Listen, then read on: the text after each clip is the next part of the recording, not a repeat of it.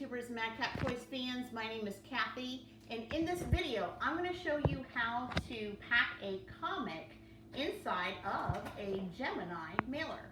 But before we begin, if you like this video, at the end, go ahead and give us a huge thumbs up.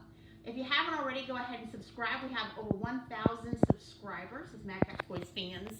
And also hit the bell on the side if you want to be notified of every video that we upload to our channel.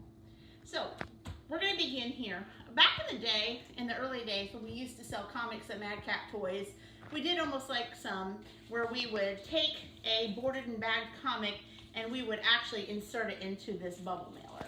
A lot of things that we had found out along the way is many buyers weren't really happy because even if we did our due diligence and put a fragile sticker here saying, you know, fragile handle with care, oftentimes we would receive information from our buyers that the comic would become crushed or the front page would be a little wrinkled and they wouldn't be really happy. So Darren and I had talked about it and said, what could we do as a company to do our best to keep that from happening? So we had a friend that referred us over to these Gemini mailers. And before I talk about how to go on and pack about these, I'm going to let you know that I'm going to stick a link in the comment section or in the description below, so that way if you want to also, if you sell comics and you also want to get some of these as well, it's definitely a good idea. They're very affordable, and also they keep from your comic from, you know, getting damaged. What's the average price per Gemini? That is a good question. I really don't know that answer, but you can buy them in packs. We can buy them as little as 25 and 25. One time, so I wouldn't have to keep reordering, I ordered about $150 worth so that I'd have plenty on me, because we sell thousands of comics, if you notice, in our eBay and Mercari stores. But I wanted to show you today how to pack it, because I actually had to watch a video to kind of figure out how to do it at first, but now it's kind of old hand. So I wanted to show you so you could do it on your own as well. So what I do here is, you see the comic at hand, right? This comic we sold on eBay just a day or so ago. Okay, can we see the back?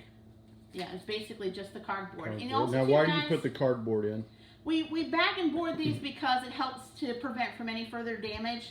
Also, it's really good. You can pick these up at your local comic stores or any supply stores. So we can order. You can order them online, or you can go to your local store and do that. So you can buy these. Now, just to keep in mind, guys, these plastics are in different sizes. So depending on what kind of comics you're selling, whether it's Golden Age, Broads, etc., you're going to want to make sure that your comic fits into that plastic, and you'll be able to note that on the top of the pack. So age-specific Mylars. Exactly, age-specific Mylars, as well as the age-specific for the boards as well. So many times, if I have an old comic that I picked up, a lot of times if the board doesn't fit, I just trash the Mylar and get a brand new one. So as you can see, this one fits perfectly for this, so it's got some give and some room. So what I do is I lay my comic down here, and notice that I've got this where the Gemini is kind of in front of me. You see that there? Does it matter which direction it faces? It kind of sort of does. So let me show you here real quick. So what I'm going to do is, you notice where you see the Gemini in front of me right here. Right. Okay. So I'm going to flip this over like this, where you have this facing you, and notice this triangle right here. That is going to want to need to be bent to where this section actually goes this way in a vertical form. So I am going to take the end, and you notice, like I said, the Gemini Comic Supply logo is right here. I'm going to take this end, and I'm going to slowly, if you can see, I'm going to turn it this way. Now, it's going to be awkward at first, especially if you've never done this before. But like I said, I do this quite a bit, so it's kind of old news to me now. So notice it's turned into a T. So in the very beginning, as you notice, it looks like a square, but now it's turning into a T. So what we will do... Do that one more time, please. Okay. So let me close up on you. Okay. So notice the square comic logo here, Gemini logo here. Flip it over like this, and then curve it like this, where it shows into a T, because it'll certainly do that. And then bring it towards yourself like that.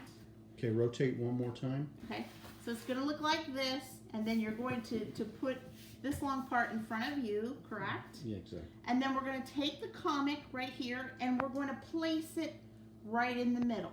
okay? And then next what we're gonna do is that we're going to fold the folds up front. Now you notice that right here, that there's 3 different lines, but it depends on how big. You might have an annual you need to pack, or maybe a document that you want to keep from getting damaged. So they have different fold lines, but this one covers right under the comic line. So I'm gonna fold this one this way towards myself. And then I'm gonna take this part right here and I'm gonna fold it in. So as you notice, it's going to have the Gemini Comic Supply logo right here facing the customer when they open up the box. And then what I'm gonna do, it's gonna look like I'm folding clothes here. I'm gonna take this side and bring it over from the left to the right like this, kind of like if you were folding a briefcase. And then taking this middle right here and then covering it over. So it kind of looks like, guys, like an envelope. See that? And you wonder on the sides if it's gonna have any protection. So yes, as you can see, if Darren can pull it up here, it's got the protection on the cardboard on both sides, so your comic or document, whatever you're going to ship, is not going to fall out. So if you notice, it's not going to fall out. So what we do is we take our tape, and I'm going to grab a piece of tape here. Sometimes I let the camera kind of help me here.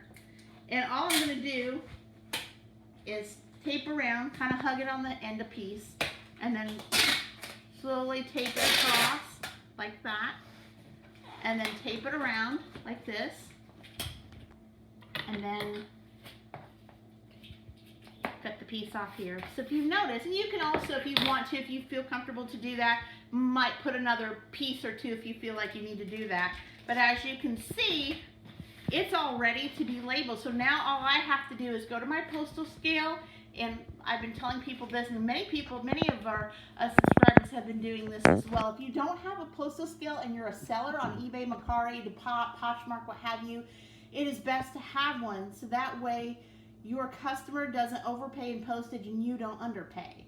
So what we would do is we would go over to our postal scale, lay that on the postal scale, find out what the weight is, and then I would go to wherever I sold this from, which on this case it was eBay, plug in how much it weighed. Roughly it's about 7 or 8 ounces, and then print the label. So once the label's printed, I'm able to put it to the side, and Darren and I will be shipping this comic tomorrow.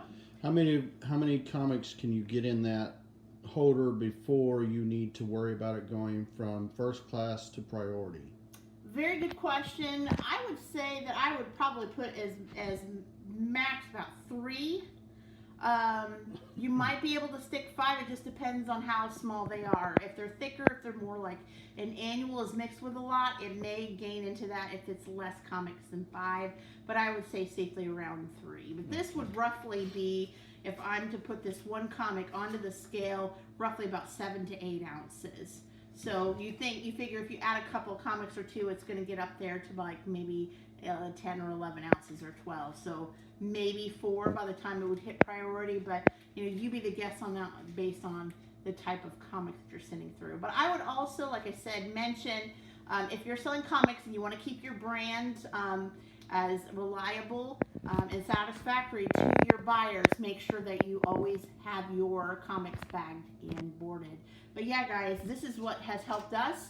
A lot of our buyers that buy comics off us love the fact that they receive it in this Gemini mailer, and it's protected the comic greatly. So that's basically it today, guys. Again, if you have any questions, go ahead and ask us in the comments below.